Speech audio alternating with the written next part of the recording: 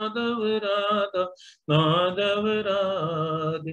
जय राधा गोविंद राधा गोविंद राधे। जय राधा रस बिहारी राधा रस बिहारी राधे। जय राधा मदन मोहन राधा मदन मोहन राधे। जय राधा गोविंद राधा गोविंद राधे। जय राधा श्याम सुंदर राधा श्याम सुंदर राधे। गौर निताय जय गौर निताय गौर निताय जय गौर निताय। जय कृष्ण बलराम जय कृष्ण बलराम कृष्ण बलराम जय कृष्ण बल। जय सीताराम लक्ष्मण हनुमान सीताराम लक्ष्मण हनु। जय जय जय जय जय नरसिंह देव जय नरसिंह देव नरसिंह देव जय नरसिंह देव। जय प्रहलाद महाराज जय प्रहलाद महाराज प्रहलाद महाराज जय प्रहलाद महाराज। निताय बोल हरि बोल हरि बोल हरि बोल हरि बोल हरि बोल। निताय गौर हरि बोल हरि बोल हरि बोल जय हरि बोल। जय जय प्रभुपाद प्रभुपाद प्रभुपाद जय जय प्रभुपाद। जय जय गुरुदेव गुरुदेव गुरुदेव जय जय गुरुदेव। निताय बोल हरि बोल। सब भक्तों को हरे कृष्ण प्रभु जी दंडवत प्रणाम। हरे कृष्ण प्रभु जी दंडवत हरे Krishna you can take over. हरे कृष्णा प्रभु जी दंडवत प्रणाम। I was waiting for the quorum to fill up. मैं देखा कि अभी 30-80 हैं तो so I continued for a little longer time. Though I saw you कि आप लॉग इन कर चुके हैं 7:30 बजे, लेकिन मैं सोच रहा था कि एटलीस्ट फुल कोरम तो आ जाए तभी मैं कर रहा था। I am sorry. वैसे नोटिस अभी भी कम है, 37 नहीं है, 37 ही है। स्टार्ट करना चाहिए ना। मम अज्ञानतिमिरन्धस्य ज्ञानञ्जनशलाकया चक्षुरुन्मिलितं नमः।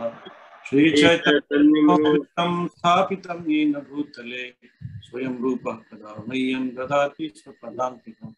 वाञ्छाकल्पतरुभ्यश्च कृपासिन्धुभ्यैव च पतितानां पावनेभ्यो वैष्णवेभ्यो नमो नमः।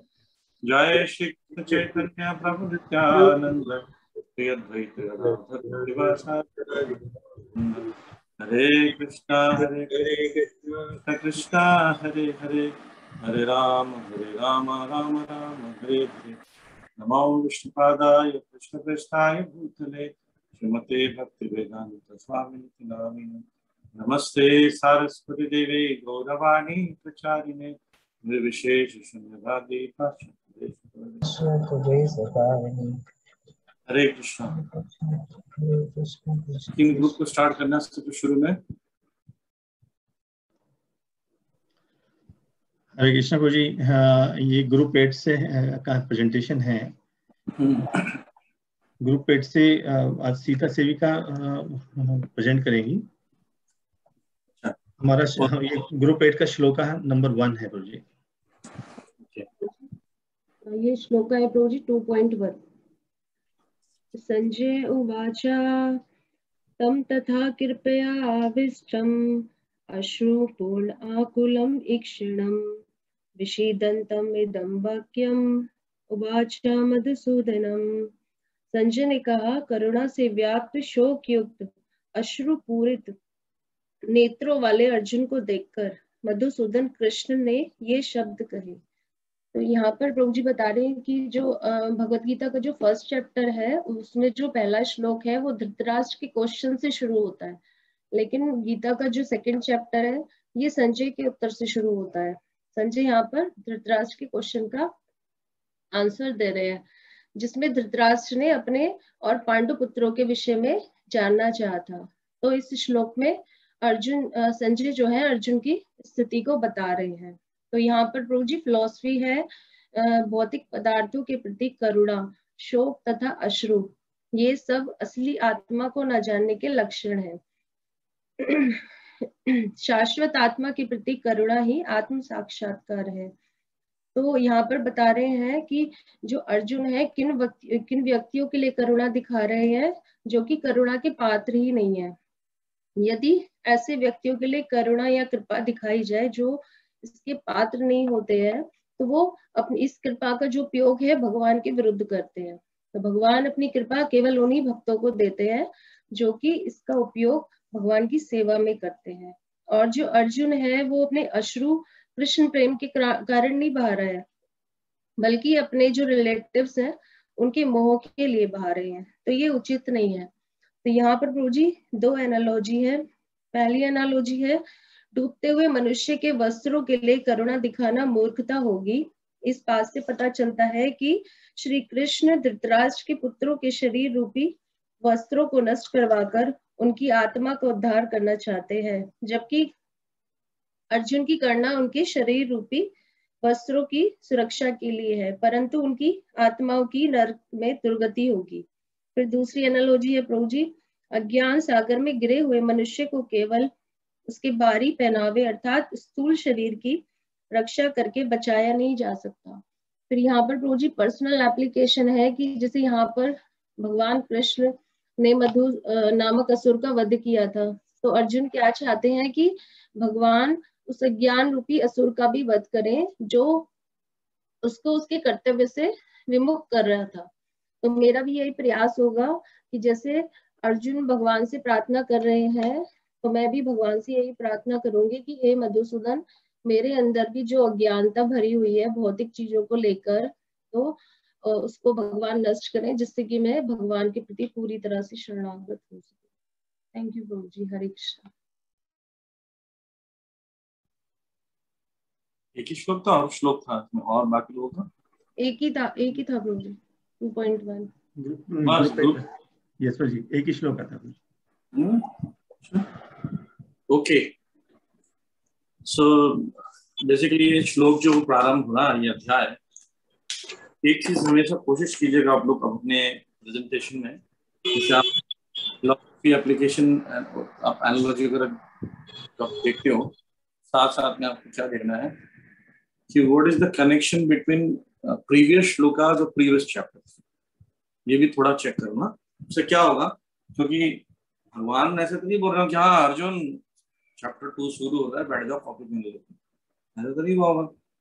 श्लोका बोल रहे हो, तो क्या रीजन है कि चैप्टर ये 2 वेद व्यास जी ने इसको चैप्टर 2 नाम दिया, और चैप्टर 1 से क्या कनेक्शन है इसका, और श्लोका का क्या कनेक्शन है? भगवान कई श्लोका बोल रहे हैं, एक के बाद एक बोलते जाते हैं, तो क्या रीजन है? ये संजय क्यों बोल रहे हैं?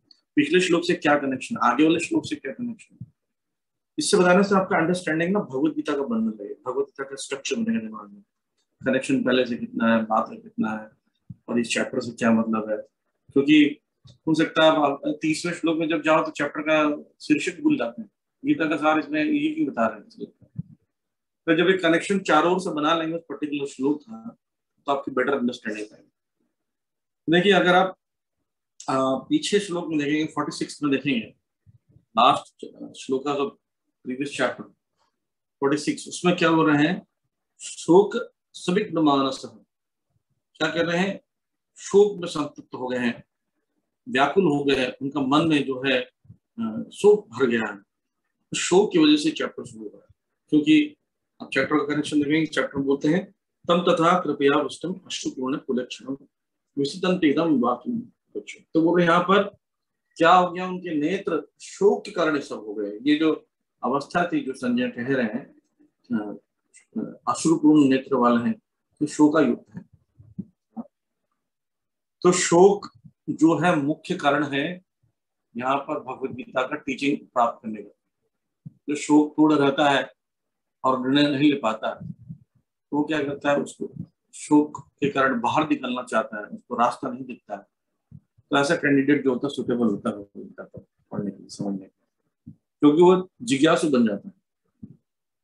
तो इसलिए जब उनको देखा भगवान ने, तो बोला ये तो राइट कैंडिडेट है, इसको तो टीचिंग देना पड़ेगा।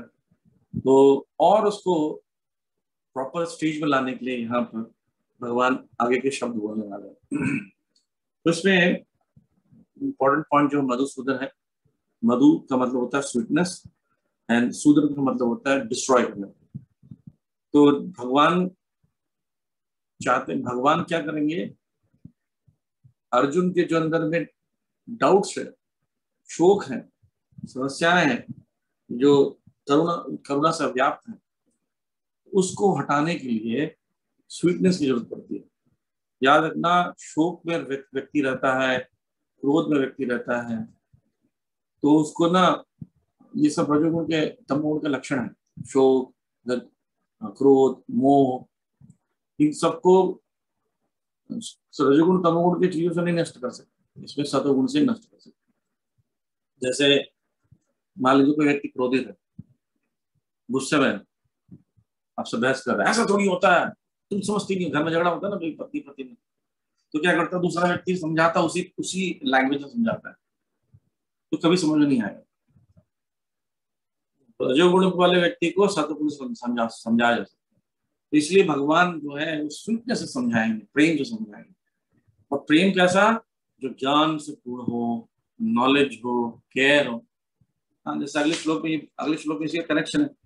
बोलते हैं, अरे अर्जुन, तुम्हारे मन में कुतस्त्वा कश्वलम इदम, तुम्हारे मन में कैसे कल्मश आ गया, विश्व स्वोपस्थितम, तुम अनारी हो, है ना, तुम अनारी जैसी बातें करो, जीवन का मूल्य समझते, तुम तो आ रही हो। जब कोई व्यक्ति क्रोधित होता है, बोलते हैं आप तो इतने अच्छे हो, आपको क्रोध कैसे आया? प्रेम से आपने बोला बात, ये तरीका है बोलने का। यहाँ पर भगवान इसलिए मधुसूदन शब्द संजय उच्चारण कर रहे हैं।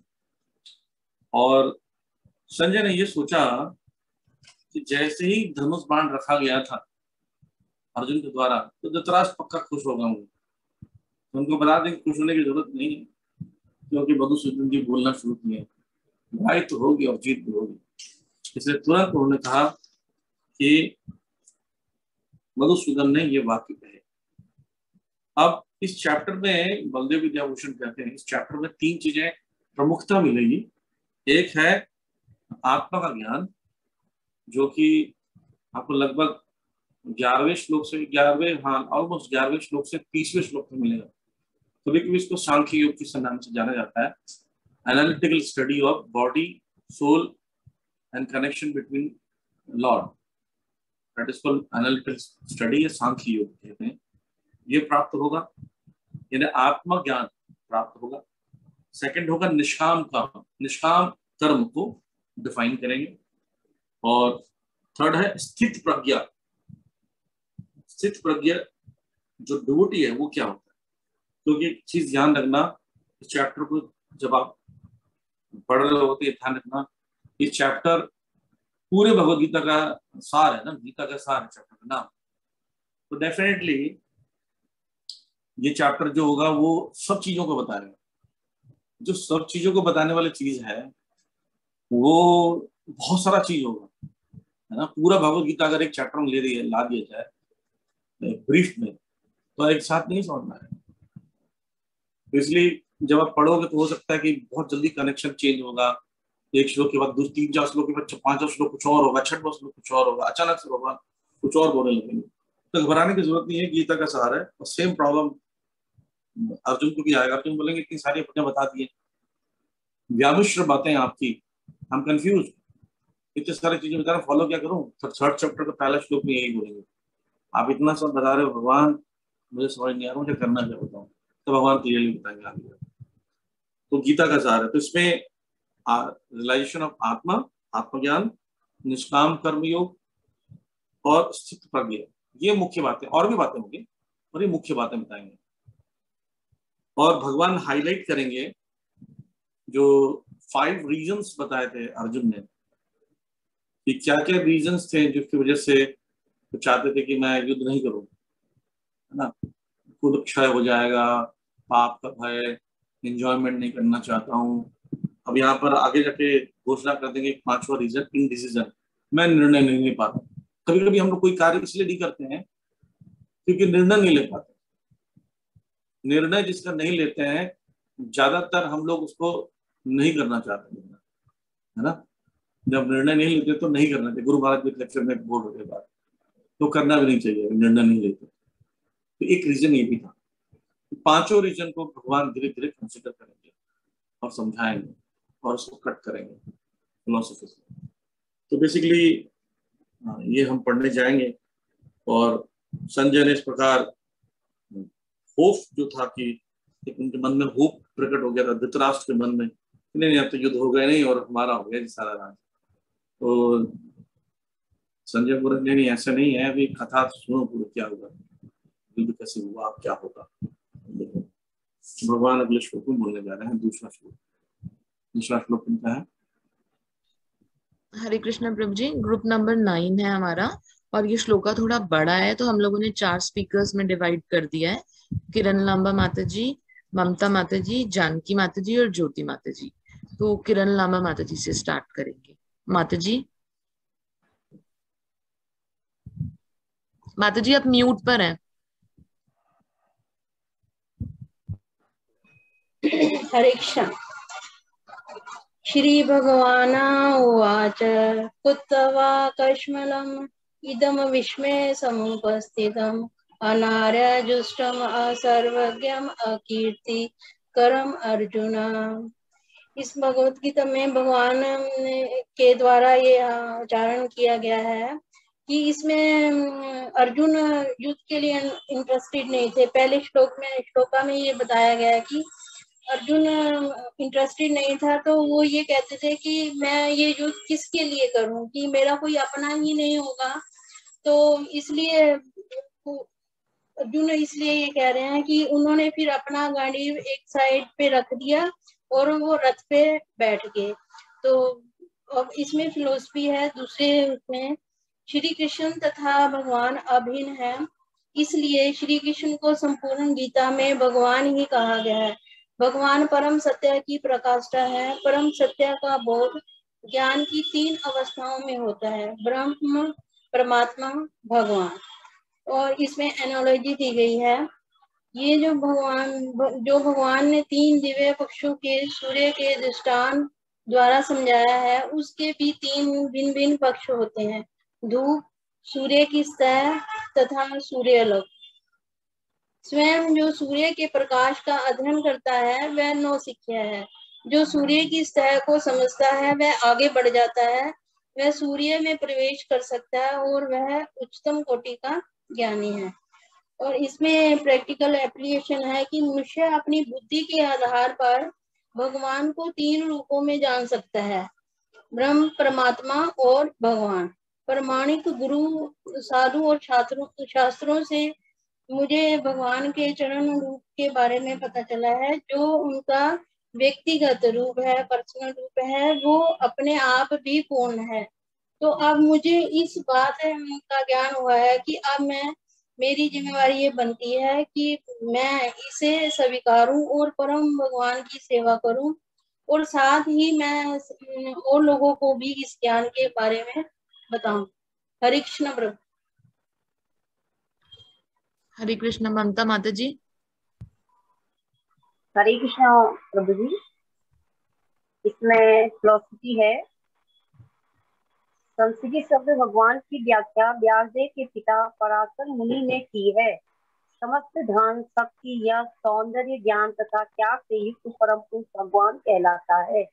ऐसे अनेक व्यक्ति है जो अत्यंत धनी है, अत्यंत शक्तिमान है, अत्यंत सुंदर है और अत्यंत विख्यात, विद्वान तथा विरक्त भी है, किंतु कोई साधिकार यह नहीं कह सकता कि उसके पास सारा धन, शक्ति आदि है। इसमें एनालॉजी है, एकमात्र कृष्ण ही ऐसा दावा कर सकता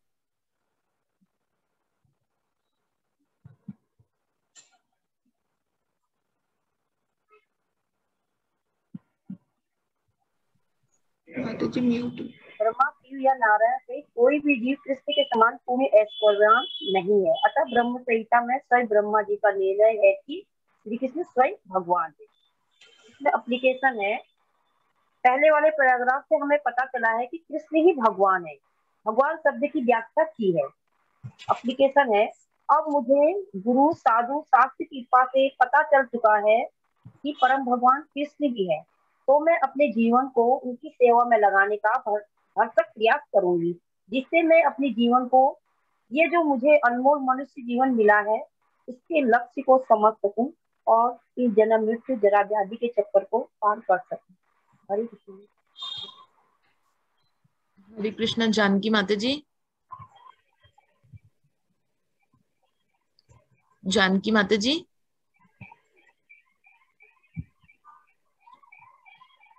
जानकी माता जी आप रेडी हैं? Let me see. She was there. Unmute. She has to unmute. Unmute, but उनकी आवाज नहीं आ रही है. Now she is on mute. Janaki माता जी, माता जी आप ईयरफोन निकाल दो. ईयरफोन निकाल के फिर आप बोलने की कोशिश करो. तो मुझे आवाज आ रही है? हाँ जी माता जी। हरे कृष्णा प्रभु जी, दंडवत प्रणाम। इससे पहले वाले पैराग्राफ में हमने समझा कि कृष्ण ही समस्त कारणों के परम कारण है। तो थर्ड जो पैराग्राफ है इसमें हमारी फिलॉसफी है, कृष्ण परम है क्योंकि उनसे बढ़कर कोई नहीं है। वे परम पुरुष हैं और उनका शरीर सच्चिदानंदमय है।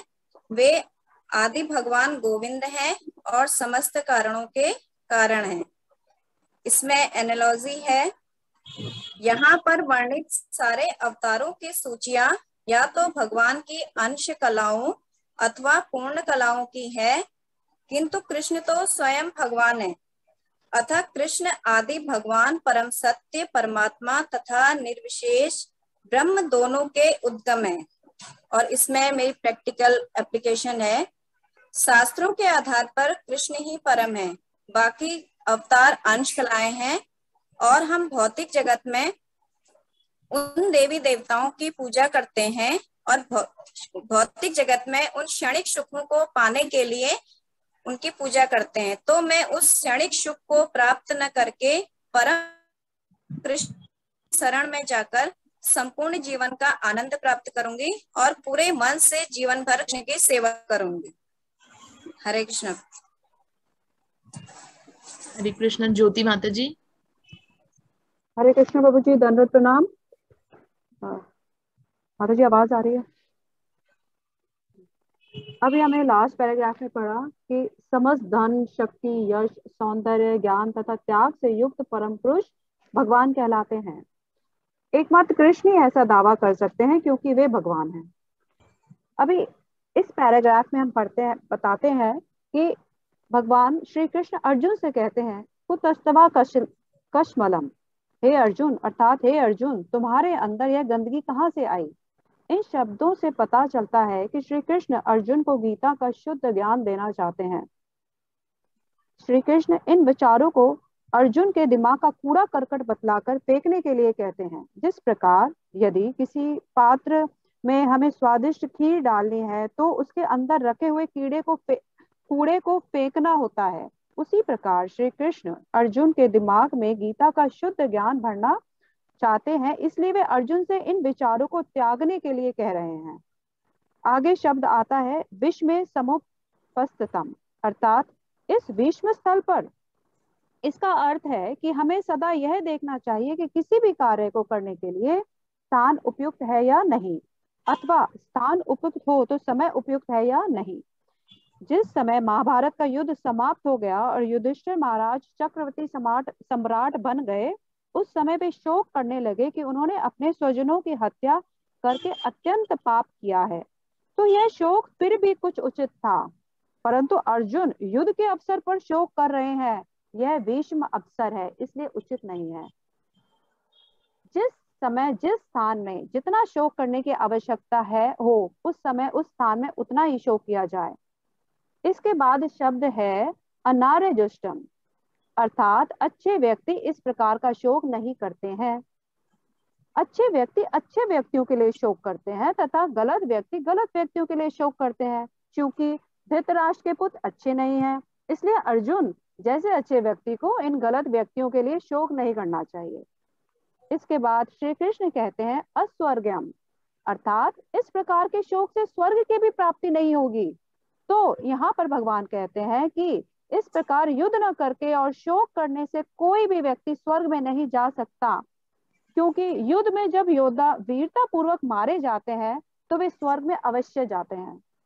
अंत में भगवान कहते हैं, अकीर्तिकरम अर्जुन, अर्थात इस प्रकार के शोक से स्वर्ग को अर्जुन को अपयश की प्राप्ति होगी। यद्यपि अर्जुन दया के कारण युद्ध नहीं करना चाहते हैं, परंतु अर्जुन के बारे में यही माना जाएगा कि वह भय के कारण युद्ध नहीं करना चाहते हैं। अभी तक जितने भी युद्ध हुए हैं, अर्जुन कभी भी युद्ध से पीछे नहीं हटे हैं, परंतु अर्जुन की इतनी बड़ी कीर्ति नष्ट हो जाएगी यदि अर्जुन युद्ध नहीं करेंगे। प्रभु जी, इसमें मैं एनालॉजी अपने ऊपर यही एप्लीकेशन रखूंगी, सॉरी एनालॉजी नहीं, एप्लीकेशन यही करूंगी कि मैं अपने काम, क्रोध, लोभ, मोह जैसे अनर्थों को अपने भीतर से साफ करने की जरूर कोशिश करूंगी, ताकि भगवत गीता जैसे दिव्य ज्ञान को मैं ग्रहण कर सकूं, समझ सकूं। थैंक यू प्रभु जी।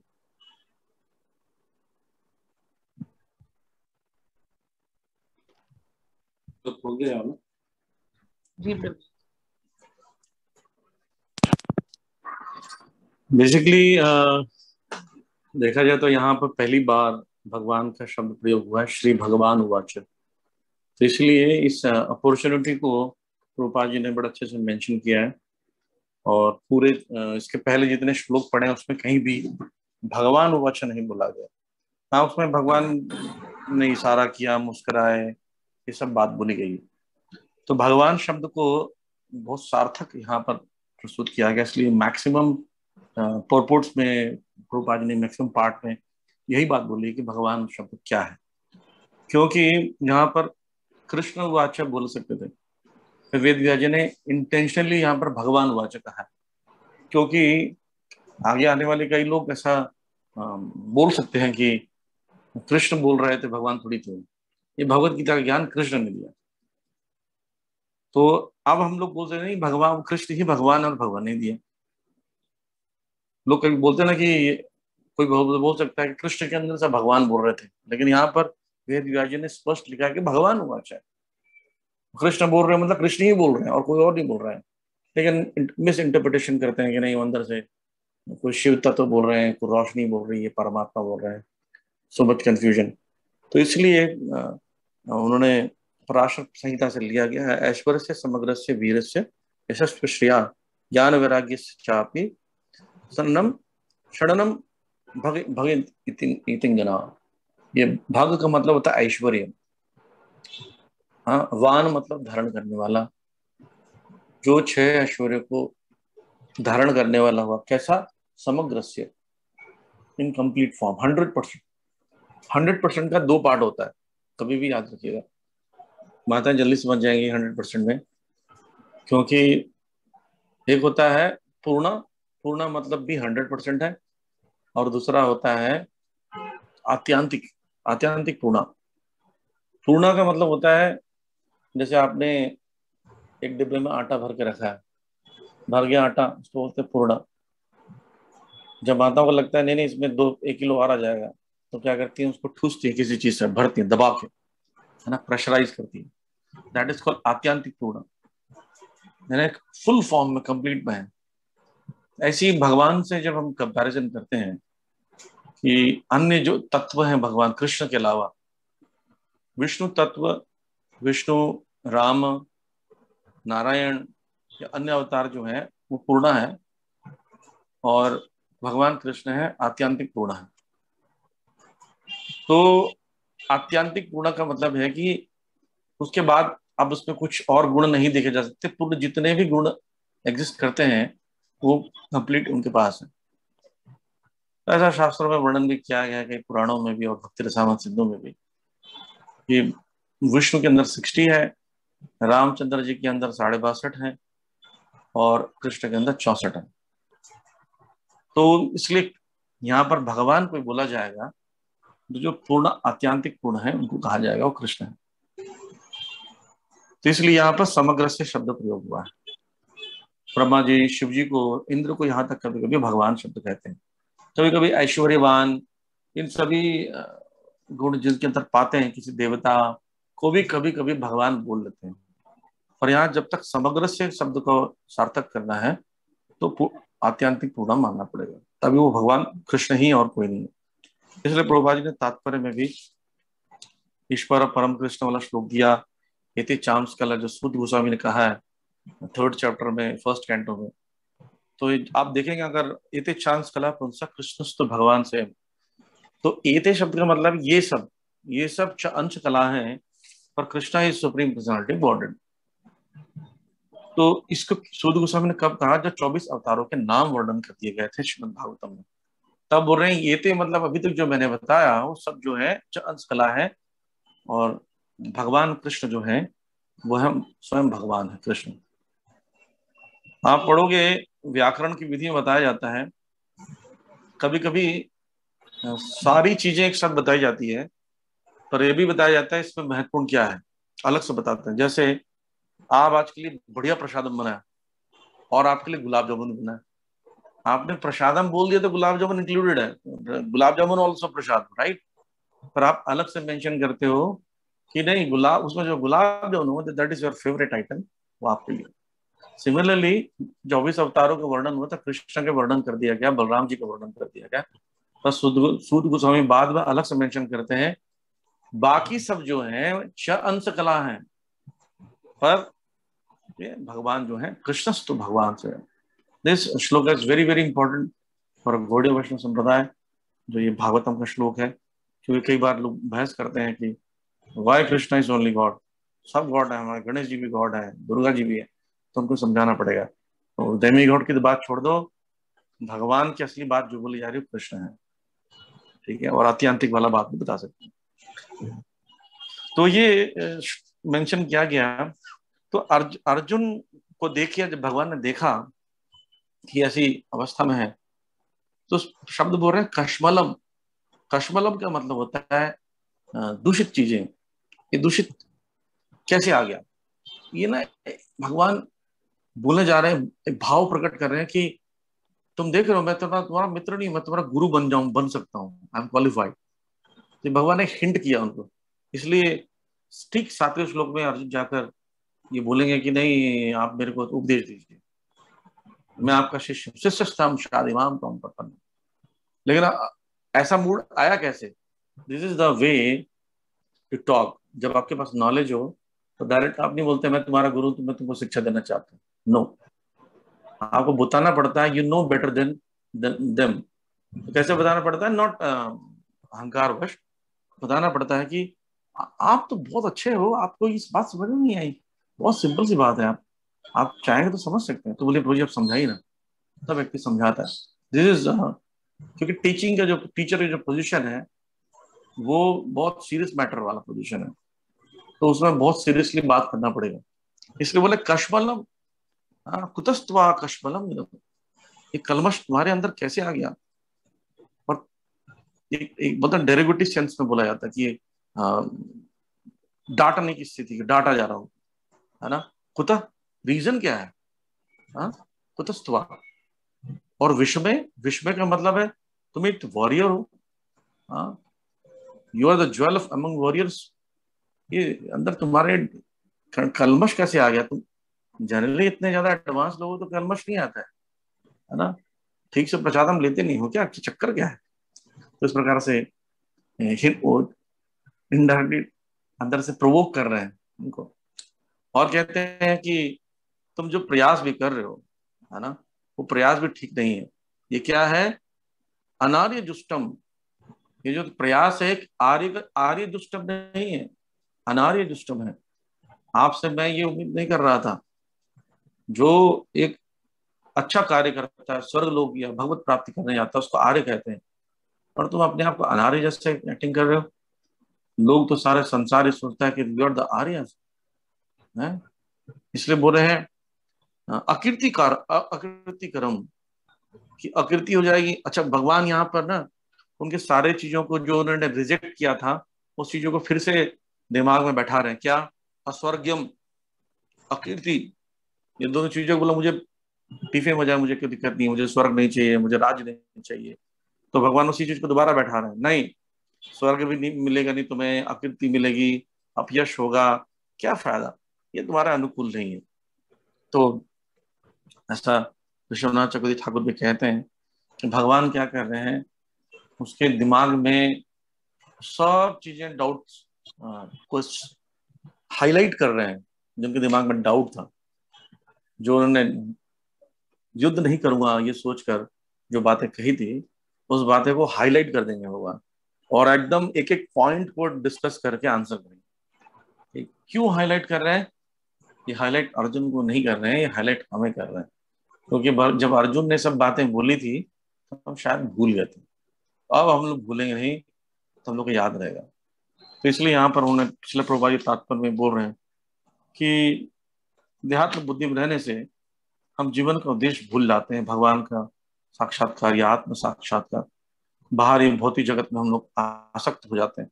तो इसलिए जो व्यक्ति बाहरी चीजों आसक्त है, भौतिक बंधन से आसक्त है, वो ज्ञान को नहीं समझ पाता, उसलिए अनार्य कहते हैं उसमें।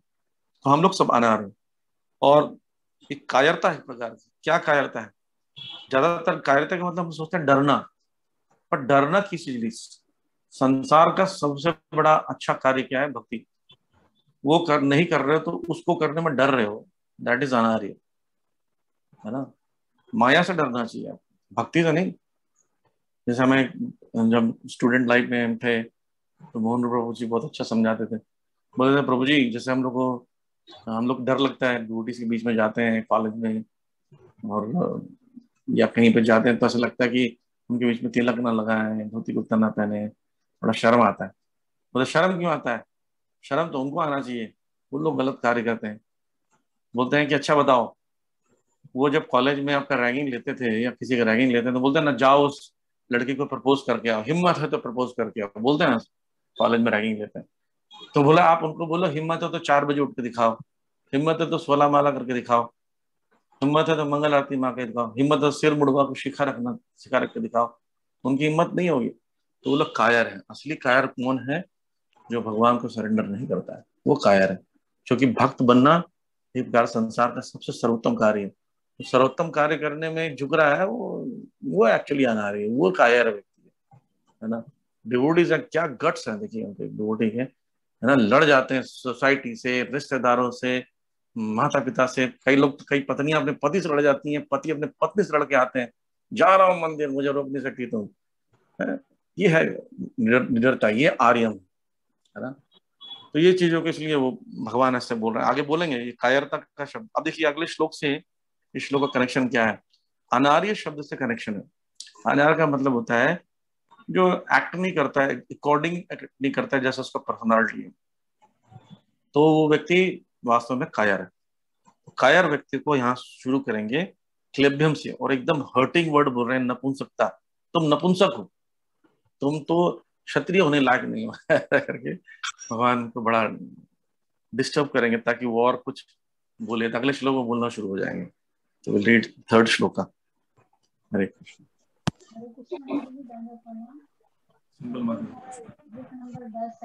हरे Krishna Prabhu ji. I just want to convey thanks Prabhu ji. ये जो आपने उससे बताया पूर्ण और अत्यांतिक पूर्ण, मैं बहुत बहुत सालों से बहुत लोगों से इस क्वेश्चन को पूछ चुकी हूँ, विष्णु एंड कृष्णा, जो समहाउ मैं कन्विंस नहीं हो पा रही थी। मतलब बार बार वहीं पे आके रुक जाती थी बात की Krishna when is in office तो वो विष्णु वाला एज्यूम करके यही वाला जो एनालॉजी दिया जाता है।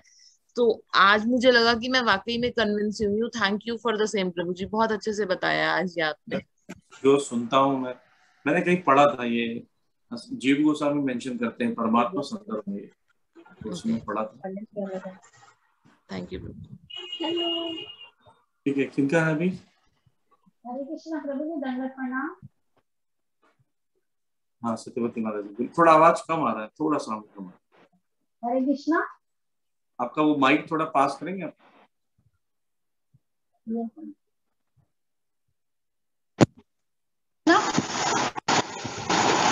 हरे कृष्णा,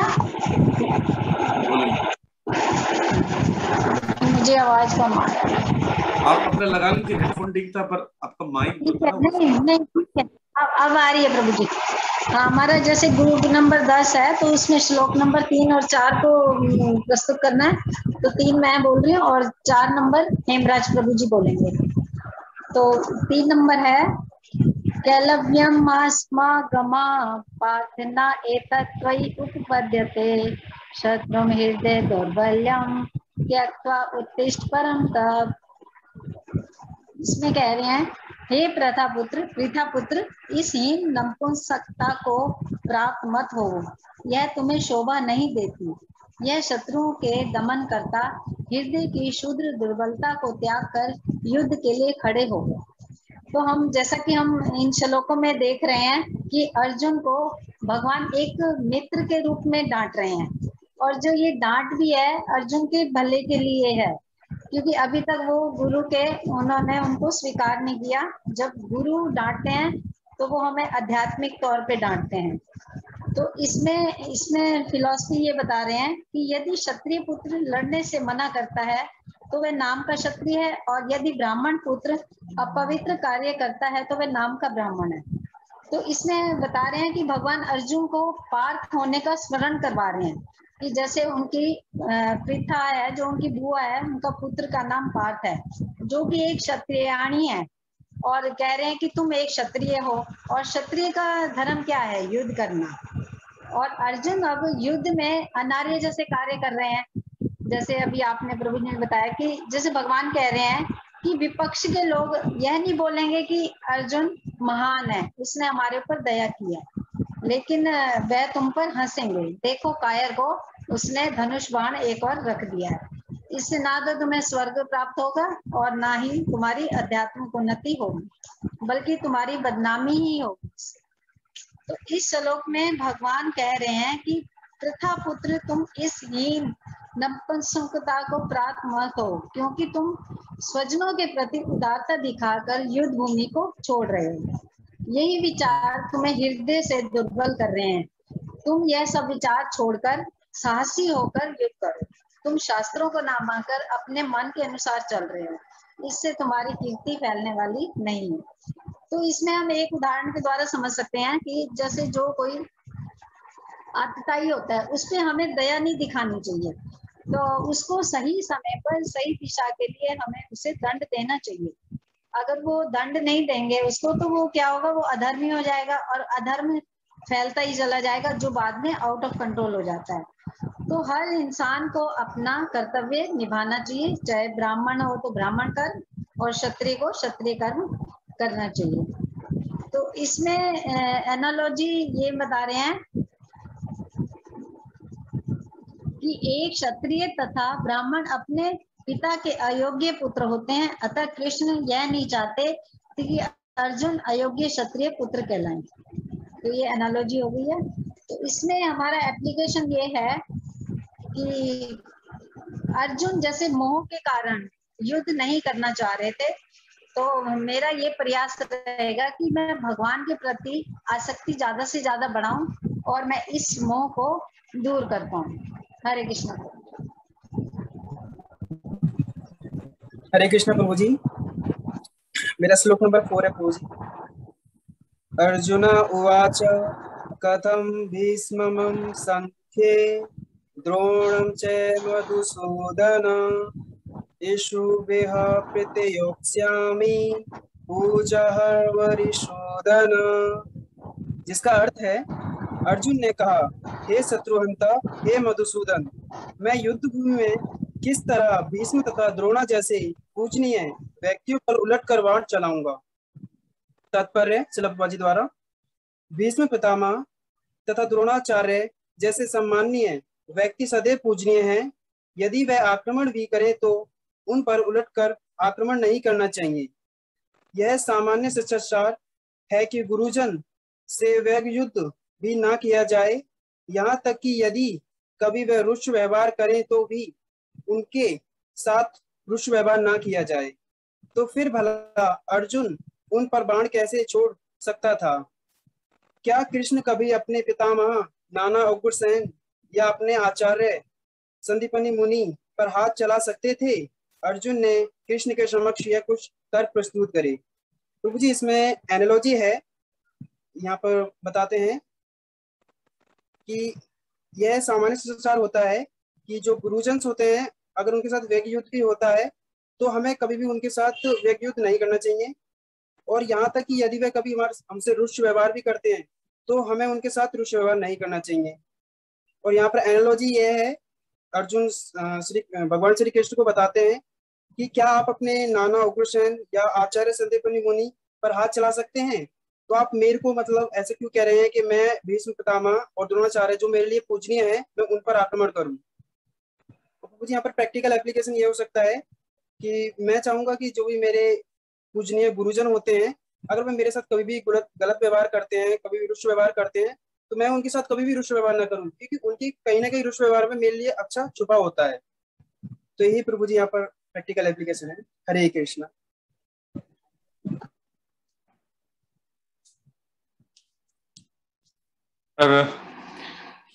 बहुत अच्छा कन्वर्सेशन है। आप देखोगे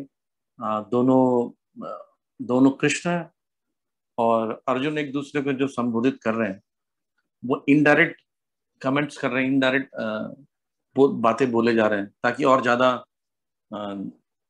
हम समझ सके इनडायरेक्टली। तो इसलिए आप देखेंगे तीसरे श्लोक में क्लेभ्यम मास गमः, क्लेभ्यम का मतलब नपुंसकता, और किसी क्षत्रिय को, राजा हो जो कई रानियों से विवाह कर चुका हो और शक्ति रखता हो अपनी कि वो एक पूरा राज्य चला सके, अर्जुन जैसे व्यक्ति को भगवान प्रोवोक कर रहे हैं, नपुंसक कह रहे हैं, तो हीन नपुंसकता को प्राप्त मत हो। कैसे, कितने गिरे हुए हो तुम, ऐसे बोल रहे हैं, ये तुम्हें शोभा नहीं देती है ना ये। और बोल रहे हैं क्षुद्रम हृदय दौर्बल्यम, हमारा अत्यंत तुच्छ हृदय दौर्बल्य। हृदय दुर्बलता होती है पर हृदय की दुर्बलता का सबसे निकृष्ट अवस्था में तुम जा चुके हो। तुम जो ये बता रहे हो कि मैं बहुत ही ज्यादा वैरागी हूँ, सब त्याग दूंगा, मैं क्या युद्ध करूं उन सब लोगों से, ये मेरे अपने लोग हैं, ये बहुत दिमाग दौड़ वाली बात नहीं, बहुत अपने आप को बहुत स्मार्ट मत समझो। दिस इज क्षुद्रम हृदय दौर्बल्यम, और इसको त्यागो। उत्तिष्ठ परंतपः, तुम तो अपने हाथों से शत्रुओं को हंता, शत्रुओं को मारने वाले हो, नष्ट करने वाले हो, और आप अपनी हृदय की दुर्बलता को नष्ट नहीं कर पा रहे। किस प्रकार के योगी हो, तो मेरे मित्र हो, कैसा कार्य कर रहे हो। तो प्रकार से ये इनडायरेक्टली दो बातें बोले, पार्थ शब्द तो बोला गया है और बोला गया है परंतपा। पार्थ का मतलब है तुम क्षत्रिय हो, क्लेब्यम मास मगम तो नपुंसक हो, पार्थ, पार्थ का मतलब क्षत्रिय, तो उसको नपुंसक बोलने तो बहुत बुरा लगता है। तो जैसे कहा जाता है, अगर शास्त्र में लिखा गया है कोई व्यक्ति ब्राह्मण के परिवार में जन्म लेता है और ब्राह्मण जैसा कार्य नहीं करता, उसको द्विजबंधु कहते हैं। They are not Brahmanas, they are dvijabandhu, यानी ब्राह्मण परिवार में जन्म तो ले लिया है प्रीवियस अच्छे कर्मों के कारण, लेकिन वो अभी काम वैसे नहीं कर रहा है, उसको द्विजबंधु बोलते हैं। They are not Brahmans. कई बार ऐसा देखा जाता है, ब्राह्मण परिवार में लेकर बिजनेस कर रहे हैं, जूतों का बिजनेस कर रहे हैं, कुछ और का, यानी गुण अर्जित नहीं किया है, मांस मदिरा का सेवन करते हैं, ऐसे लोगों को क्या कहते हैं, द्विजबंधु। तो वैसे ही तुम भी वैसे ही कुछ कर रहे हो, हाँ, अपने आप को पार्थ कहलवाते हो, क्षत्रिय कहलाते हो, और काम क्या कर रहे हो, नपुंसकता जैसा काम, क्लेभ्यम। हाँ, इसलिए भगवान एकदम मतलब डिस्टर्ब कर दे रहे उसके माइंड में। पता है डिस्टर्ब क्यों कर रहे हैं? क्योंकि ना उनके दिमाग में एक चीज तो था, कंफर्म था कि मैं हूं, मैं सही बोल रहा हूं। अब वो उसको डिस्टर्ब करना है कि तुम सही नहीं बोल रहे हो। जब तक अर्जुन ये नहीं बोलेंगे कि ना मैं कंफ्यूज हूं, मैं क्या करूं, तब तक शिक्षा शुरू नहीं होगी।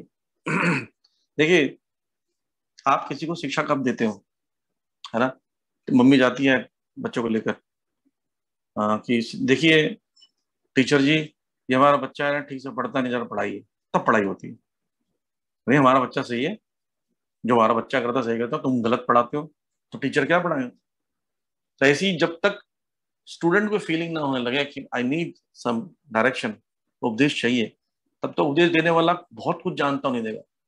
प्रभुपाद जी इसके लेक्चर में कहते हैं कि जब तक जिज्ञासु सीरियस नहीं है तो उपदेशक सीरियस नहीं हो सकता। उपदेशक के पास भंडार है देने के लिए, पर जिज्ञासु जब सीरियस होता है स्टूडेंट सीरियस रहते हैं तो देने वाला अपना भंडार खोल देता है। जैसे कि ध्रुव महाराज, ध्रुव महाराज को सबसे पहले नारद मुनि ने कहा अरे तुम्हें राज्य चाहिए ना, मैं तुम्हारे पिताजी से कह दूंगा भैया, चिंता की बात नहीं, पिताजी से उठना बैठना, एक बार बात मान जाएंगे, चलो घर। बोलते देखिए नारद मुनि, अगर आप ये नहीं बता सकते कि भगवान जंगल में कहाँ मिलेंगे, कैसे प्राप्त होंगे, तो आप मेरा मार्ग छोड़ दीजिए। तो वहां पर प्रभुपाद जी तात्पर्य बताते हैं कि एक डिवोटी को हायर कॉन्शियस चीजें प्राप्त करने के लिए अपना जिज्ञासु बनना पड़ेगा। अब चूंकि इसके अंदर जिज्ञासा नहीं थी, अर्जुन के अंदर जिज्ञासा की फीलिंग नहीं थी, क्योंकि वो क्वेश्चन नहीं पूछ रहे कि मुझे गाइड करो, आई नीड सम हेल्प, ऐसा कुछ कर ही नहीं रहे। बोले मैं सही बोल रहा हूँ, मैं कैसे लड़ सकता हूँ, मैं नहीं लड़ सकता। अब ऐसे कैसी बात कर ली, मैं तो लड़ूंगा नहीं, मैं तो युद्ध छोड़कर जा रहा हूँ। तब टीज कर रहे हैं उसको, बार बार पिन कर रहे हैं ताकि कुछ बोले हो। इसको क्षुद्रम हृदय दौर्बल्यम क्लेब्यम क्या क्या बोल दिया। हाँ, और हिंट इनडायरेक्टली क्या हो रहे हैं, शत्रुओं के दमन करता, ओ ये शत्रुओं को दमन करता है, देखो क्या हालत है इनकी, हाँ क्षत्रिय नपुंसक जैसा काम कर रहे हैं। ऐसे करके भगवान उनको डिस्टर्ब कर रहे हैं। तो यहाँ पर जो बताया गया कि दुर्बलता, तो दुर्बलता को बोल रहे हैं कि तुम्हारे अंदर दुर्बलता तो थी नहीं, आया कैसे। जैसे पहले बोला कुतस्त्वा कश्मलम, वैसे ही बोले दुर्बलता आया कहां से। तो बोलते हैं कि मैं अपने निजी जनों को मारने का भय है इसके अंदर, इसलिए मेरे अंदर दुर्बलता है। समझ रहे मैं, बोलते मैं उनको मारूंगा तो मुझे मुझे अच्छा नहीं लग रहा हूँ, हमारे पाप है, इस कारण से मेरे अंदर दुर्बलता है। तो बोलते हैं अच्छा तुम्हारे असली पिताजी कौन है, तुमको पता है, इंद्र है, पता है तुम्हारी माँ कौन है, प्रथा, तो उनका नाम खराब करोगे। ऐसे करके भगवान उनको बोल रहे हैं तुम तो चाहते हो तो पूरे विश्व को कंट्रोल कर सकते हो, है ना। तो विश्व को कंट्रोल करने वाला व्यक्ति डरा हुआ हो रहा है तो ये अच्छी बात नहीं है। तो बोलते नहीं नहीं नहीं, मेरे अंदर जो ये डर है एक्चुअली, विश्वनाथ चक्रवर्ती ठाकुर और बलदेव विद्याभूषण जो है वो हमारे आचार्य हैं, वो लीला में प्रवेश करके ना उनके कन्वर्सेशन को समझते हैं।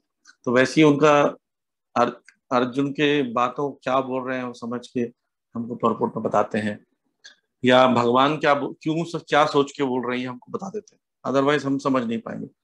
तो अर्जुन बोलते नहीं नहीं नहीं, ये जो मेरा मैंने जो अब मेरे को अंदर अंदर जो घबराहट दिख रही है वो लैक ऑफ करेज नहीं है, करेजमेंट ऐसा नहीं है, करेज नहीं हूँ मैं, बहुत करेजियस हूँ। पर मैं देखता हूँ सामने में कि भीष्म जैसे पूजनीय व्यक्ति अगर होंगे तो उनको मैं कैसे मारूं, इसलिए मैं डरता हूँ। ये कोई ऐसे सामान्य डरना नहीं हुआ, ये नपुंसकता, ये डर जो है ये ऐसे नहीं कि मैं कोई युद्ध करने से डर गया हूँ, मैं भीष्म पितामह को से डर गया हूँ, मैं अपने भाई जो है सामने में खड़े महान दुर्योधन जी, इनसे मैं डर गया हूँ कि ये मेरे भाई मर जाएगा, मेरा डरने का और कोई कारण नहीं। तो बोलते हैं ये गलत तरीके का कंपैशन है, ये दया नहीं है, वास्तविक दया नहीं है। इसलिए बोलते हैं इसलिए बोल रहे हैं शुद्रम, शुद्रम का शब्द तात्पर्य बता रहे हैं तुच्छ, जो जो दया दिखा रहा है तुच्छ है तुम्हारा, ये तुम्हारा हृदय दौर्बल्यम। हृदय दौर्बल्यम को हमारे आचार्य बताते हैं काम क्रोध लोभ मोह मद मत्सर्य, ये हृदय दौर्बल्य है। ये सब कंटामिनेशन जो है ये हृदय की दुर्बलता है। हृदय की दुर्बलता का मतलब है जिसके हृदय में ये कचरा हो ना, वो व्यक्ति भगवान के विषय में नहीं सोच पाता है, अपने आध्यात्मिक जीवन की उन्नति में सोच नहीं पाता है, वो रिश्तेदारी नातोदारी में इसमें डूबा रहता है। अगर आपको मैं बताऊं, अगर समझा जाए समझने के लिए,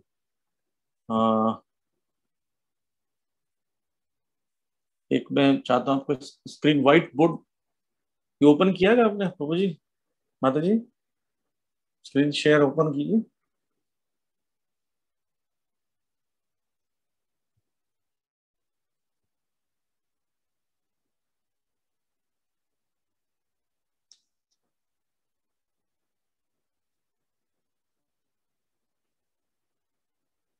नहीं आप स्क्रीन शेयर मत कीजिए।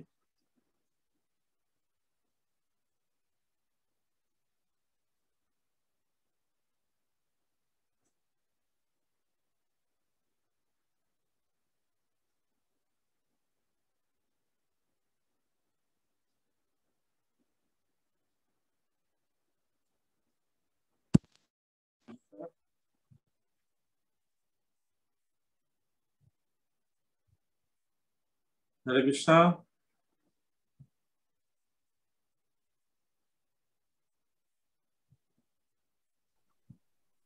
कौन हैंडल कर रहा है पोस्टिंग को?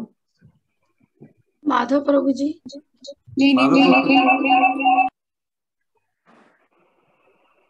स्क्रीन शेयर आपने ओपन कर दिया ना? व्हाइट बोर्ड मैं ओपन करता हूँ, मैं समझाना चाहता हूँ। हाँ जी मुझे, मैंने ओपन तो कर दिया, शेयर कर दिया। नहीं, आपने स्क्रीन शेयर अपना स्क्रीन शेयर कर दिया ना? सॉरी, बंद कीजिए। हाँ ठीक, मैं आपको होस्ट बना दूँ। आप पोस्ट बना दिए? आपको बना दूँ। हाँ, व्हाइट बोर्ड एक बनाना है, मैं उसको बताऊंगा। चलिए मैं ऐसे जी मैंने कर दिया, मुझे आपको होस्ट कर दिया।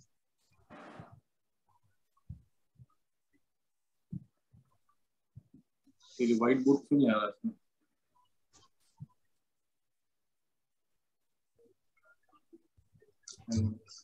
एनीवे मैं ऐसे समझा देता हूँ। ये काम, क्रोध, लोभ, मोह, मद, मात्सर्य, ये जो 6 एनिमीज हैं, को अगर हम ठीक से एनालाइज करें तो काम शब्द को हम लोग पहले पकड़ते हैं। काम का मतलब होता है सेंस ग्रेटिफिकेशन, इंद्र तृप्ति की इच्छा को काम कहते हैं। काम या इच्छा जब पूर्ण नहीं होता है और पूर्ण होता है, 2 ही रिजल्ट होते हैं। जब काम पूर्ण हो जाता है तो लोभ में परिवर्तित हो जाता है, जब काम पूर्ण नहीं होता तो क्रोध में परिवर्तित हो जाता है।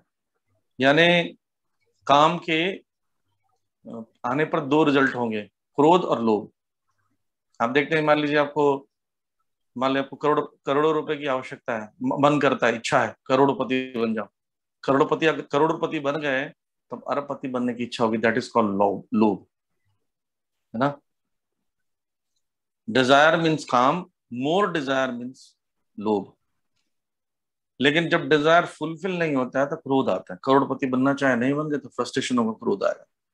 तो काम से क्रोध और लोभ उत्पन्न हुआ, ये 3 चीजों का। अब बच गया मोह, मद, मात्सर्य। तो मोह का मतलब होता है अटैचमेंट। अटैचमेंट किसी चीज से होगा तो उसको 2 रिजल्ट आएंगे। जिस भी चीज से अटैच्ड है, मैं एक एग्जांपल लेता हूँ मोबाइल का। मोबाइल से अटैच है तो आपका मोबाइल जो होगा किसी दूसरे का मोबाइल से बेटर होगा या वर्स्ट होगा, ठीक है? बेटर होगा तो आपको मद आएगा, अहंकार, ठीक है? और बेकार होगा तो ईर्ष्या आएगा, इतना भी अच्छा नहीं है उसका मोबाइल, मेरा मोबाइल तो ज्यादा अच्छा है। हम लोग फिर ईर्ष्या करने लगते हैं, द्वेष होने लगता है, या फिर निंदा करने लगते हैं। तो देखा जाए तो काम और मोह जो है वो प्रमुख चीज है। लेकिन काम और मोह का कारण क्या है? काम और मोह का कारण है फॉल्स ईगो, अहंकार। अहंकार यानी मिस आइडेंटिफिकेशन, देहात्म बुद्धि। देहात्म बुद्धि होने से हम चीजों से अटैच होते हैं, और देहात्म बुद्धि होने से इच्छाएं भोग ये रहते हैं, इंद्र तृप्ति की इच्छा होती है। तो इसलिए यहाँ पर बोल रहे हैं तुम्हारे अंदर हृदय दौर्बल्यम कैसे आया? हाँ, हृदय दौर्बल्यम को ही अर्जुन एड्रेस करेंगे, 7वें श्लोक में बोलेंगे। कहते हैं कार्पण्य दोषो, ये दोष मेरे अंदर आ गया है, दुर्बलता। हाँ, कार्पण्य दोषो अपहत स्वभाव, मेरे अंदर जो चीज आ चुका है वो दुर्बलता, कृपण दुर्बलता कारण मैं समझ नहीं पा रहा हूँ, ये 6 मेरे अंदर दोष आ गए। वो Krishna please guide me, please help me. यश श्रेयशान शितम ब्रूहि तन्मे, what is best for me, श्रेय क्या है मुझे बताइए। शिष्यस्ते हम शादिमाम तम प्रपन्नम, मैं शिष्य हूँ, ये नहीं बोला उन्होंने, बोला मैं शरणागत शिष्य हूँ, प्रपन्नम शिष्य हूँ। और what is best for me, kindly give me उपदेश। तो ये उपदेश प्राप्त करने का तरीका है। फिर उसके बाद 4था श्लोक आता है। 4थे श्लोक में अर्जुन अब बोलना शुरू हो गए। क्या बोल रहे हैं कि कथम भीष्मम अहम संख्य द्रोणोच मधुसूदन, आप भीष्म पितामह द्रोणा जी को हल्के में ले रहे हो, मेरे से कितना कनेक्टेड है, हो सकता है आपसे कनेक्टेड नहीं है। भीष्म पिता मेरे दादाजी हैं, द्रोणाचार्य मुझे शिक्षा दी है, क्या वो सामने में आपके सांदीपनि मुनि खड़े रहेंगे उग्रसेन खड़े रहो तो आप ऐसे करोगे? आपके लिए तो बड़ा आसान है बोलना कि मार दो तीर, आप मार दोगे?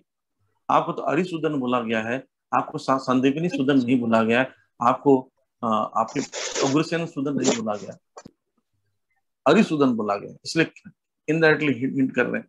दिस इज मर्यादा व्यतिक्रम। अपने गुरु का बताते हैं, यहां तक कि शास्त्रों वर्णन किया गया है स्मृति शास्त्र में, प्रतिबंधति ही श्रेय पूजा पूजा व्यतिक्रम। जो व्यक्ति पूज्य नहीं होते हैं, वर्थिव वर्शिप है, उसके लिए डिसरेस्पेक्ट जो है ना, उनकी हत्या के बराबर है। जो आपके लिए पूजनीय है उसको अपशब्द बोलना ही उनको जान से मारने के समान है। और मुझे जान से मारने के लिए, उन पर तीर चलाने के लिए कह रहे, क्या बोल रहे हो मुझसे? ये तो मेरे लिए बहुत गलत। यहां तक कि बताया जाता है भीष्म पितामह और द्रोणाचार्य को मैं मजाक भी नहीं कर सकता उनसे। एक मर्यादा व्यतिक्रम के विषय में बताता हूं, आप समझिएगा बात को, बहुत ही महत्वपूर्ण बात है।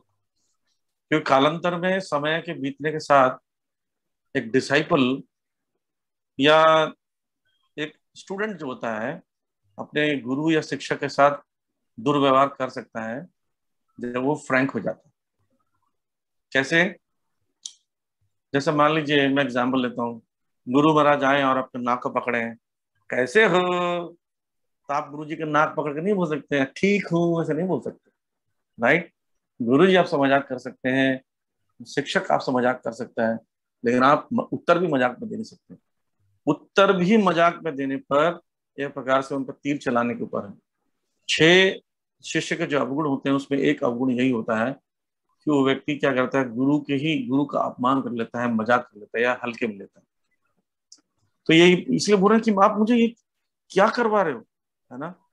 मैं जो जिनके चरणों में पुष्प चढ़ाना है, मैं उनके चरणों में बाण चलाऊंगा, उनके सीने में बाण चलाऊंगा? क्या बोल रहे हैं मुझे? देखने में इतना जबरदस्त एक्सप्लेनेशन है। अर्जुन को ऐसा लगता है यार हम भी होते तो हम तो मान जाते अर्जुन की बात। कृष्णा इज कृष्णा, तो कृष्णा बड़े अच्छा जवाब देंगे आगे के इसमें। और पांचवें श्लोक में बोले, गुरु न हत्वा ही महानुभाव, ऐसे महापुरुष गुरु के तुल्य पुरुष को मैं मार दूंगा, ये तो मेरे से नहीं हो सकता है। तो मैं बड़ा कंफ्यूज हूँ। आप बात तो सही बोल रहे हो, मुझे करना क्या है मुझे समझ नहीं आ रहा। So what should I do that? मुझे ये करना चाहिए कि नहीं करना चाहिए, ये आगे जाके कंफ्यूज अवस्था में पूछेंगे अर्जुन। तो हम आगे पढ़ेंगे 5वें श्लोक से। हरे कृष्ण प्रभु जी, एक क्वेश्चन है। जैसे काम से दो होता है, क्रोध और लोभ। तो काम पूरा नहीं होता है तब हमें लोभ होता है, ये लोभ पूरा होता है तो मुझे लोभ होगा, पूरा नहीं होगा तो क्रोध होगा, ऐसे है जी। और मोह प्रभु जी, मोह लोभ के नीचे आता है ना हायरार्की में? लोभ नहीं, आप में थोड़ा स्क्रीन चल, अगर मैं इधर एक चार्ट बनाऊं, उसमें लिखूं काम से 2 चीजें निकलेगी, लोभ और क्रोध, तो काम पूरा नहीं होता। फिर मैं दूसरा चार्ट बनाऊं, उस पर लिखूं मोह से 2 चीजें निकलती है, मद और मात्सरी, है ना, ईर्ष्या। तो काम और मोह 2 फैक्टर हो गए। ये दोनों का करेक्शन जो है फॉल्स आइडेंटिफिकेशन से है, जिसको हम लोग बोलते हैं देह को बुद्धि, देह को आत्मा मानना। समझ रहे? प्रभु जी आपके पीछे जो व्हाइट बोर्ड है उसको भी यूज कर सकते हैं आप लोग। दिखेगा वो? दिख रहा है प्रभु जी, बिल्कुल ठीक। अच्छा, मैं शॉर्ट में बता देता हूँ। वैसे तो यहाँ पर एनओडी की क्लास होती तो मैं बताता हूँ generally. If it is not inconvenient to you, I don't know. No, never. But we can see the board. सेवा करने के लिए तो आप बोलोगे तो हम कहीं भी जा सकते हैं। हरे कृष्ण। आप लोग को दिख रहा है बोर्ड? दिख रहा है बोर्ड? यस प्रभु जी। हाँ जी प्रभु जी। Yes Prabhu ji.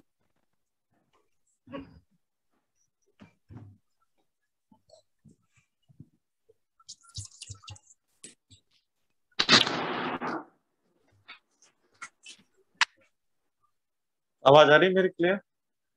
Yes. Thank you प्रभु जी। ओके, ये काम है, काम के दो रिजल्ट होते, क्रोध और लोभ। जब यस हो जाता है, नो हो जाता है। ठीक। और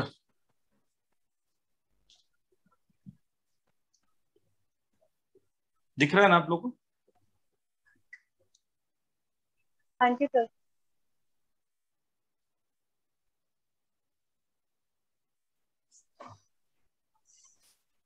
मोह,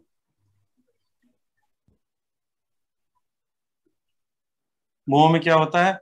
मद और मात्सर्य। जब बेटर होता है और वर्स्ट होता है। तो जब किसी भी ऑब्जेक्ट, ही ऑब्जेक्ट से रिलेटेड है, यानी काम है, काम फुलफिल होगा तो लोभ में कन्वर्ट होगा। जब काम फुलफिल नहीं होता है तो क्रोध में होता है। ये अक्सर हमारे साथ होता है। आपकी हिसाब से इच्छा नहीं चलती, आपके हिसाब से मान लो गीतामृतम नहीं चल रहा था, आपको गुस्सा आएगा। ठीक है। और आपके हिसाब से गीतामृतम चलेगा तो आपको बहुत लोभ हो कि और क्लास अटेंड करो, और क्लास। मोह का मतलब बट अटैचमेंट होता है। जो चीजें आपके पास है ऑलरेडी, वो आप अन्य लोगों से हो सकता है अच्छी हो और हो सकता है खराब हो। खराब होगी तो आपको हमेशा ईर्ष्या द्वेष होने लगेगा कि उनके पास अच्छी चीज है, हमारी खराब है, तो हम उसमें कमियां निकालना शुरू कर देते हैं। और हमारी अच्छी है तो हम दूसरों को दिखाते हैं हमारे पास क्या है, देखो कितनी अच्छी है, आपके पास तो ये है नहीं, ये है।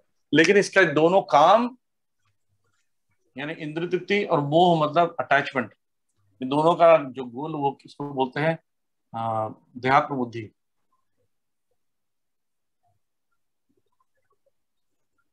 देहात्म बुद्धि के कारण ऐसा होता है। तो इसलिए इसको बोल रहे हैं क्षुद्रम, तुच्छ हृदय दौर्बल्यम। Not, this is not good हृदय दौर्बल्यम, या नॉर्मल हृदय दौर्बल्यम नहीं है। बड़ा ही शुद्र, बहुत ही लो लेवल के चीजें बता रहे हो, जो कि तुम्हें इससे बचना पड़ेगा। ठीक है। हरे कृष्णा प्रभु जी। हरे कृष्णा, दंडवत प्रणाम प्रभु जी। प्रभु जी, मैं ये जानना चाह रही थी कि जब आपने बताया मोह होता है, अगर वो हमारे पास बेटर चीज है तो मद होता है। yes. यानी कि इल्यूजन होता है कि हमारे जैसे पास मान लीजिए आपके घर के बच्चे हैं, बच्चे मार्क्स ले आएंगे तो दूसरे लोगों से आपके अंदर अहंकार हो जाएगा कि आपके बच्चे को कितना आया, बोले हमारे बच्चे को तो सिर्फ 90 आया, हमारे बच्चों को तो 99 आया। ये अहंकार होगा ना, मद हो गया, घमंड आ जाता है, नशा आ जाता है। Thank you. और अगर मान लीजिए दूसरे के बच्चे का मार्क्स ज्यादा आ गया है, हमारा कम आया, हमारा 70 आया, बच्चे का 99 उसका बच्चे का है, तो बोले नकल कराओ, घूस ले आओ, पैसे दिए होगा, ईर्ष्या आ जाता है। सवाल। Thank you. हरे कृष्णा, प्रणाम प्रभु जी। वैष्णवी बोल रही हूँ। हाँ बोलिए। प्रभु जी, मेरा एक सवाल है कि जैसे अभी आपने बोला कि बेटर होने पे भी ईर्ष्या आ जाती है और वो मतलब अच्छा नहीं हो तो भी प्रॉब्लम हो जाता है, तो न्यूट्रल कैसे रहेंगे हम? मतलब कैसे अब न्यूट्रल रहना बहुत सिंपल है कि उनके पास भी जो है और आपके पास भी जो है सब कृष्ण का है। Everything is better. तो भावना नहीं आएगी। जब हम लोग सोचते हैं कि मेरा है ना, देहात्म बुद्धि का मतलब यही है, अहम ममे थी, ये मेरा है। आपको जब पता है कि मेरा है ही नहीं तो अच्छा बुरा क्या है। जैसे मैं आपको एक मोबाइल दूं, आपको बता दी आपका है ही नहीं, किसी से कंपैरिजन करोगे नहीं, बोलूंगा मोबाइल मेरा, माता जी आप रखिए। उस मोबाइल को आप रखोगे सोच के प्रभु जी का बेटर है, worst I don't know, this प्रभु जी property, I have to return it. तो फिर कोई फीलिंग नहीं आएगी। मैक्सिमम टाइम फीलिंग यही आती है कि हम सोचते हैं मेरा है।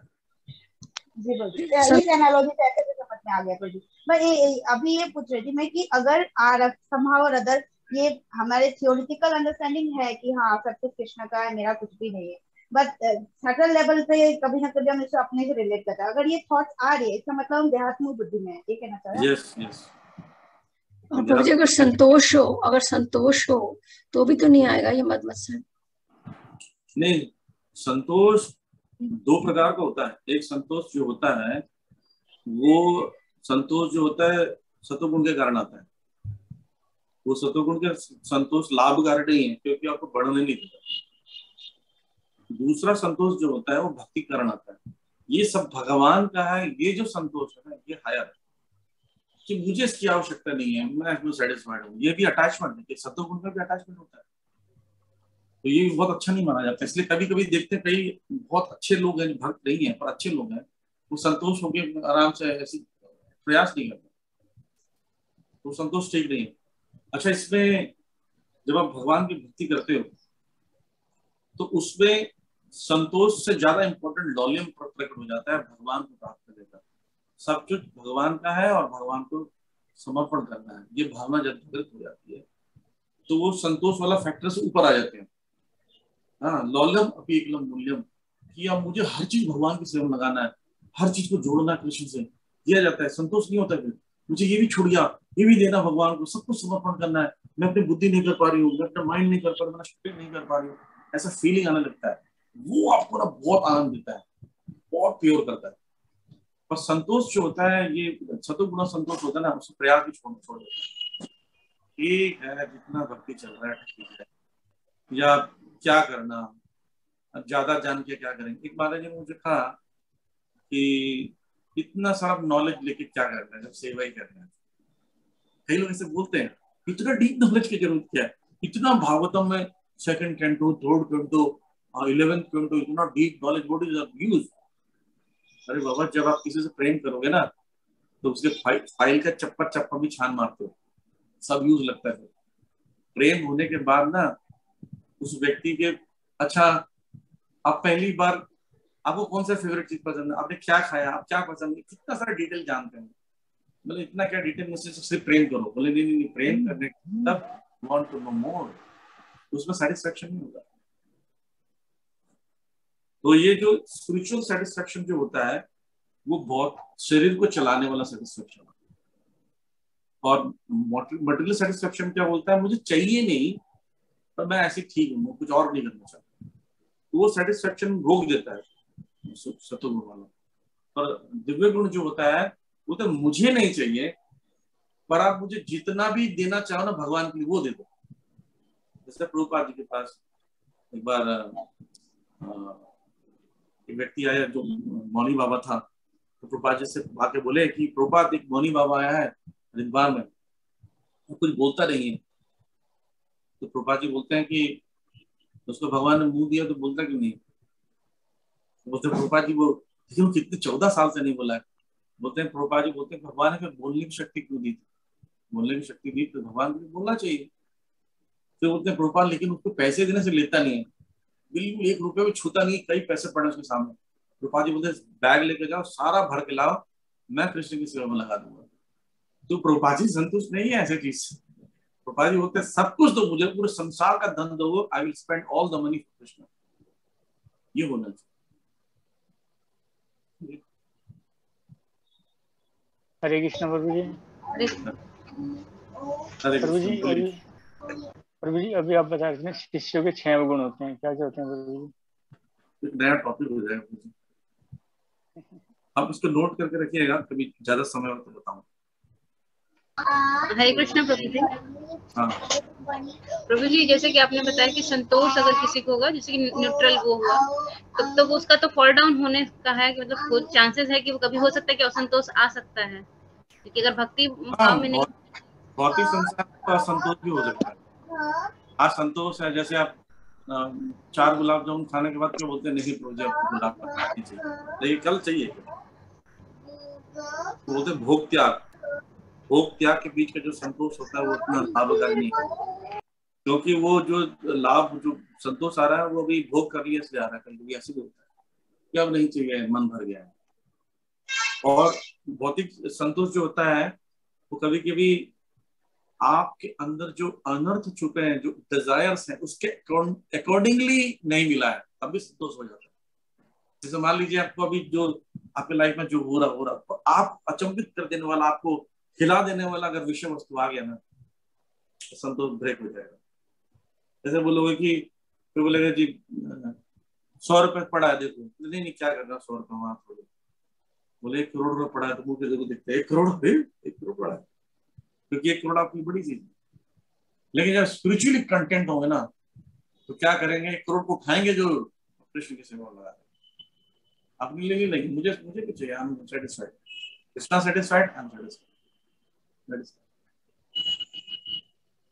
ठीक है, हरे कृष्ण प्रभु जी। हरे कृष्ण। थैंक यू प्रभु जी इतना एक्सप्लेन करने के लिए। पहली बार ऐसा लग रहा है कि हमें ना इतने साल भक्ति करने के बाद पहली बार कुछ समझ में आ रहा है प्रभु जी। अभी तक इतनी बार पढ़ लिया ये शब्द काम क्रोध, अभी तक समझ में नहीं आया। पहली बार इतना लग रहा है कि पहली बार इतना कॉन्फिडेंस आया कि हाँ सच में इस क्लास का बहुत ज्यादा importance. Thank you Prabhu ji, thank you very much.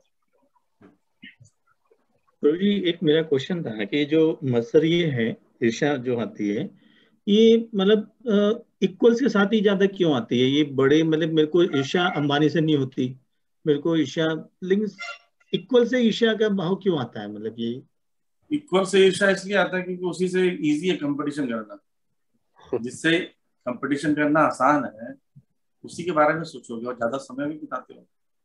नहीं, जैसे कोई सुपीरियर व्यक्ति है जो आपकी पहुंच से परे है, उससे ईर्ष्या करके आप उसको नीचा दिखा नहीं सकते। नीचा किसी को दिखा सकते हो जस्ट पास वाले। जैसे आप दौड़ रहे हो, कोई व्यक्ति 10 किलोमीटर आगे दौड़ रहा है, उससे क्या आपको कंपटीशन? जो बगल वाला उसी को धक्का दोगे ना, उसको गिरा देता हूँ, कम इससे तो आगे निकलो।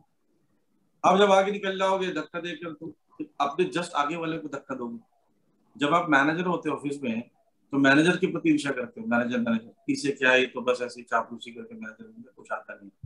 अपने boss, super manager, senior manager, उसके पास जाओगे तो सीनियर मैनेजर के लेवल पर आपका सारा ईर्ष्या होने लगेगा। जैसे जैसे आप भौतिक प्रगति करते जाते हो, जब अंबानी की जैसे पैसा आ जाएगा तब अंबानी से ईर्ष्या करो। तो ईर्ष्या भी, तो ईर्ष्या भी मतलब बहुत ही प्रैक्टिकल वे में होती है ईर्ष्या भी क्या? हाँ, बहुत सटल है और बहुत एप्लीकेबल भी है। लोग उसका भरपूर प्रयोग करती है। तो जो काम क्रोध दो मत्सर है ना, ये तो डेली यूज होने वाली चीज है। तो डेली घर में ही हो जाता, कहीं बाहर जाने की जरूरत, घर में ही यूज। ये तो आपके आसपास पूरा व्याप्त है, क्योंकि कहाँ है? आपके हृदय में बैठा हुआ है। हृदय में जो बैठा हुआ है वो कहाँ ढूंढने जाओगे? अंदर से। Hare Krishna Prabhu ji. Thank you Prabhu ji. Hare Krishna Prabhu ji. Hello, Hare Krishna Prabhu ji. Prabhu ji क्या आध्यात्मिक लेवल पे भी ईर्ष्या होती है? हाँ होती है प्रभु जी। काम क्रोध लोभ मोह मत्सर्य जो है वो जो रियल फॉर्म में आ जाता है, जब ये सब बहुत भगवान को आनंद देता है। ईर्ष्या करती हैं गोपियां। अब राधा रानी, एक कथा आती है जिसमें गिरजा सखी के साथ भगवान विचरण कर रहे हैं। राधा रानी को भगाने वाली भी बहुत है। वृंदा सखी का एक एजेंट जाके बता देता राधा रानी को कि आप यहाँ क्या कर रहे हो? गिरजा सखी के साथ भगवान विराज कर रहे हैं वहां पर, देखिए। तो क्या करती है राधा रानी, क्या करती है? अपना रथ निकालती है। उस रथ में बताते हैं कि करोड़ों मील का उस रथ इतना बड़ा है, करोड़ों मील का उसमें गार्डन है, सिर्फ उसमें कई हजार पहिए हैं, चाहे बड़ी बड़ी पताका है उसमें एक साथ 1 करोड़ गोपियां सवार हो सकती है। वो रथ निकालती है गिरजा सखी के पास जाने के लिए। ऐसे कैसे मेरे कृष्ण को उसने बांध रखा अपने पास में, ये भी ईर्ष्या है। और जाती है यहाँ पर, और वहां पर जितने भी सखा हैं वो सब गेट पर खड़े हैं, बोलते कृष्णा राधा रानी आई, भागो यहाँ से। तो इतने में सारी सखियां कूद कर सारे जगह को कैप्चर कर लेती हैं। इतनी सारी सखियां कैप्चर करके गेट में आ जाती हैं और गेट में बोलती हैं कि निकलने नहीं देना, सारे दरवाजे के अंदर जाके खड़े हो जाए। सारी गोपियां, जितने भी उस महल के दरवाजे थे ना, गोपियां खड़े हुई थी, कृष्ण को भागने नहीं देना। और फिर राधा रानी एंटर करती है। कृष्ण को पता चल जाता है कि इतना झगड़ा भाग कुछ हो रहा है, कुछ ना कुछ राधा रानी पक्का आई है। गिरजा सखी को बोलती है कि मैं तो गायब होगा, वो गायब हो जाते हैं। उस समय देखते हैं तो अंदर जाते हैं तो गिरजा सखी वो पानी बन जाती है। गिरजा रिवर के नाम से प्रसिद्ध है, गिरजा सखी बन जाती है। तो यहाँ भी देखते हैं कि ईर्ष्या है यहाँ पर ये क्या ट्रांसेंडेंटल है। ऐसी ईर्ष्या कृष्ण को आनंद प्रदान करती है। क्रोध, हनुमान जी का क्रोध देखिए, ऐसा क्रोध होना चाहिए। ऐसा क्रोध कृष्ण के ठीक अपने लिए क्रोध प्रयोग कर सकते हो खुद पर। जैसे मोहन जी बता रहे जीव गोस्वामी को रूप गोस्वामी कहते हैं, तुम्हें क्रोध पे क्रोध नहीं आया, अपने क्रोध पर, अपने ईर्ष्या पर, अपने लोभ पर, मोह पर क्रोध आना चाहिए। मैं कितना गिरा हुआ हूँ, सो मच फैसिलिटीज, गीतावर्तम, क्लासेस, प्रसादम, चैंटिंग, हियरिंग, रीडिंग, इतना सब कुछ मिला है, स्टिल आई एम वहीं कभी हूँ, मुझे धिक्कार है। अपने पर क्रोध करना चाहिए। ऐसे करके जब हम लोग इसको ट्रांसेंडेंटल लेवल पे डील करेंगे इन सब कमियों को, ऑटोमेटिकली ये सब अच्छे हो जाएंगे। हाँ, मैं गोपियों के समान कृष्ण के सेटिस्फेक्शन के लिए, लोग भक्ति उन्नति करने के लिए, टांग खींचने के लिए, अटैचमेंट, गुरु और कृष्ण से अटैचमेंट, दैट इज गुड। प्रभु जी, क्या गोपियों को भी आपस में ईर्ष्या होती है? आपस में नहीं होता है, ऐसा होता था कि ये गोपी ज्यादा सेवा कर रही, मुझे और करना चाहिए, तो इसको बोलते हैं ट्रांसेंडेंटल ईर्ष्या। और दूसरा जो ईर्ष्या होता है उसमें क्या करते हैं लोग, टांग खींच देते हैं। ये गोपी जा रही है, उसको खाने में कुछ जला के गोलियां मिला दी, गोपी नहीं जा पाई। ये हम लोग यहाँ पर अगर होगा ना, हम लोग ऐसे ही करेंगे। जैसे बुक डिस्ट्रीब्यूशन होता है, मैं जब एक बार गया था यमुना नगर रथ यात्रा में गया बुक डिस्ट्रीब्यूशन की, तो एक भक्त आता मेरे पास, बोलता कितना हुआ, हमेशा चिढ़ाता, बोला 4 हुए हमारा तो 10 हो गया। तो बड़ा गुस्सा आता, मैं जाता बोला मैं 15 करूंगा, 15 करके आता जूस में। तो बोलते कितना हुआ, बोला मेरे 15 हो गए। बोलता मेरा 25 हो गया, तुम क्या कर पा रहे? बड़ा डिस्टर्ब कर देता मुझे। करते करते करते मैंने 100-150 बुक्स कर दिया, प्रसाद सब छोड़ दिया। सुबह 8 बजे से लेकर रात के 9 बजे तक करता रहा कॉन्टिन्यूसली, थक गया था। फिर भी बार बार मुझे प्रोवोक करते। फिर मेरे पास शक्ति नहीं थी, मैं रात में प्रसाद खाऊंगा, मैं फ्रूट्स खा के लेट गया बस पर। तो आके बोलते हैं कितना हुआ, बोला मेरा 150 हुआ, मैं से ज्यादा नहीं करूंगा। बोलते हैं बोला आपका कितना हुआ, बोलते हैं जी मेरा तो 20 ही हुआ अभी। फिर झूठ क्यों बोला था आपने? बोलते मैं इसलिए बोला था ताकि आप थोड़ा हिम्मत हार रहे थे ना आपका से। तो ये ट्रांसेंडेंटल कंपटीशन, ट्रांसेंडेंटल ईर्ष्या द्वेष, दैट इज रिक्वायर्ड। ये जो कराते ना, और 9 मट्टोले ने इतना कर दिया, कांग्रेगेशन आप कितना कर रहे हो। प्रभुपाद जी बोलते थे ब्रह्मानंद स्वामी को, अरे रामेश्वर ने तो पता है तुम्हें कितना कर दिया, 1000 बुक्स कर दिए, तुम्हारा हार्ट अटैक आ जाएगा।